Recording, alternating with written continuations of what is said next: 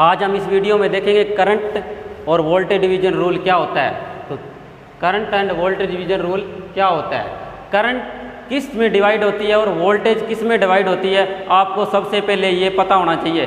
Current क्या होती है, पैरेलल सर्किट में डिवाइड होती है, और वोल्टेज क्या होती है, सीरीज सर्किट में डिवाइड होती है। तो सबसे पहले अपने एक एग्जांपल से देखते हैं करंट क्या है, एक पैरेलल सर्किट में डिवाइड हो रही है। जैसे अपने माना ये IS कोई करंट सोर्स है, उससे एक I करंट निकल रही है और वो दोनों पैरेलल रेजिस्टेंस लगे हुए हैं, उनके अंदर डिवाइड हो रही है। इसके अंदर क्या हो रहा है, I1 करंट जा रही है और इसके अंदर I2 करंट जा रही है अकॉर्डिंग टू KCL। इसके अंदर टोटल करंट क्या होगी, I = I1 + I2 according to KCL। अब वोल्टेज किस में डिवाइड होती है, वोल्टेज क्या होती है, सीरीज सर्किट के अंदर डिवाइड होती है। वोल्टेज सीरीज सर्किट में डिवाइड होती है। जैसे ये दिया हुआ है मैंने, V1 R1 रेजिस्टेंस के ऊपर ड्रॉप हो रहा है, V2 R2 रेजिस्टेंस के ऊपर ड्रॉप हो रहा है, वोल्टेज ड्रॉप। और टोटल वोल्टेज क्या होगा इसके में according to KVL, V1 + V2।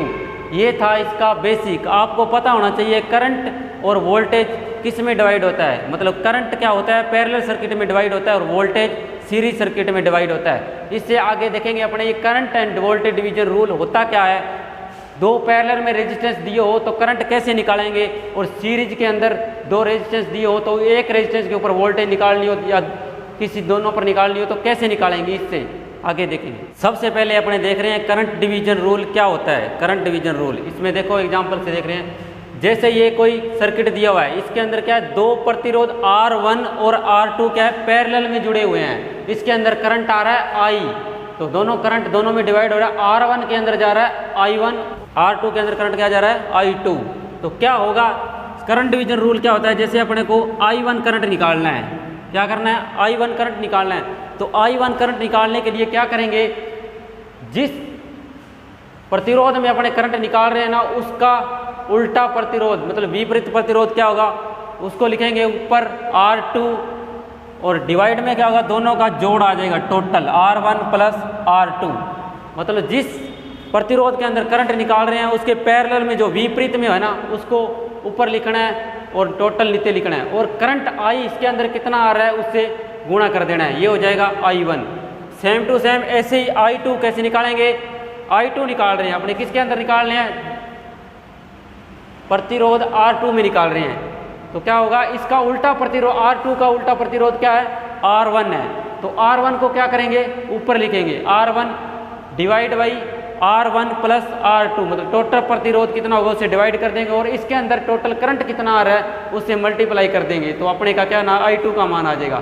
जैसे यहाँ पर एक एग्जाम्पल से देखते हैं, ये क्या एक सर्किट दिया हुआ है, इसके अंदर क्या है, 2 एम्पियर करंट सोर्स दे रखा है और 2 ओम और 4 ओम क्या है पैरेलल के अंदर लगे हुए हैं।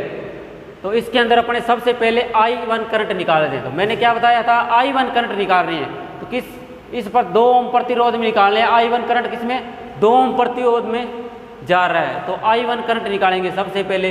तो मैंने बताया इसके विपरीत उल्टा प्रतिरोध लिखना है 4 ओम, मतलब 4 ओम क्या आएगा ऊपर, और टोटल कितना है दोनों का, 2 और 4 ओम कितना होगा, 6 ओम, 6 ओम हो गया। और इसके अंदर टोटल करंट कितना आ रहा है, 2 एम्पियर, तो इसके आ जाएगा गुणा में 2 एम्पियर। तो 2 एकम 2, 2 3 6, तो ये आ गया I1 का मान 4/3।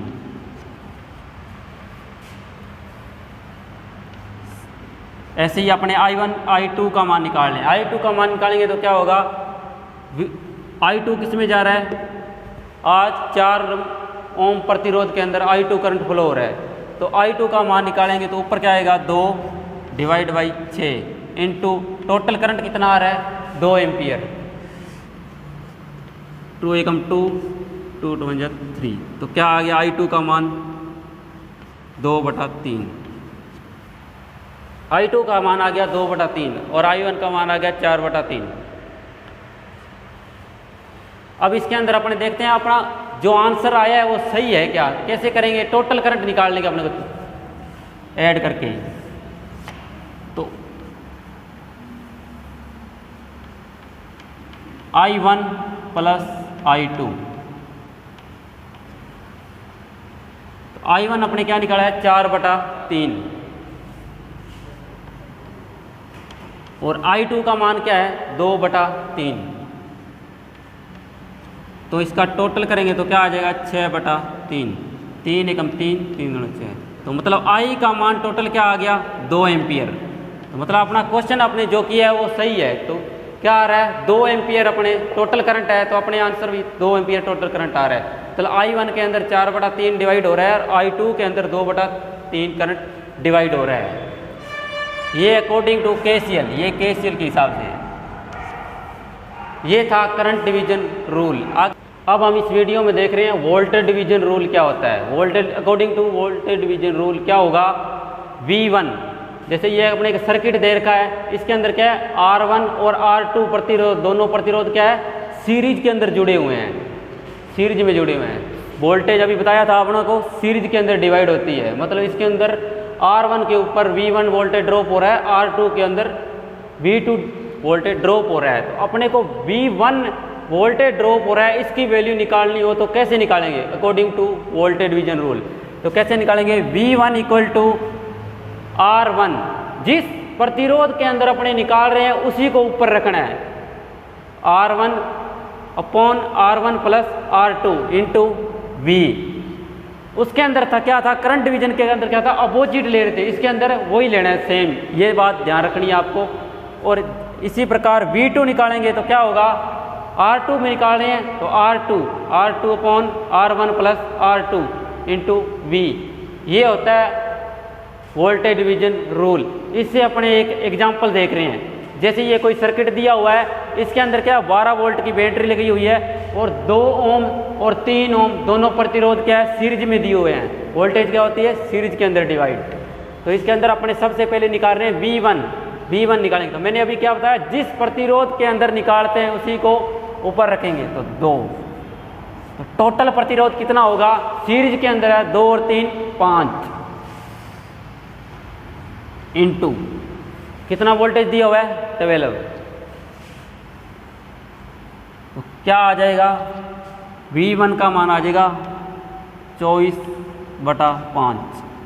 सेम ऐसे ही V2 का मान क्या आएगा, V2 का निकालने हैं तो V2 का निकालने तो 3 ओम प्रतिरोध में निकालने तो 3 ओम प्रतिरोध ऊपर और नीचे अपॉन में 5 इंटू टोटल वोल्टेज कितना दिया हुआ है 12। टोटल वोल्टेज से मल्टीप्लाई करना है तो 12। तो V2 का मान क्या आ गया 36/5। ये था वोल्टेज डिवीजन रूल।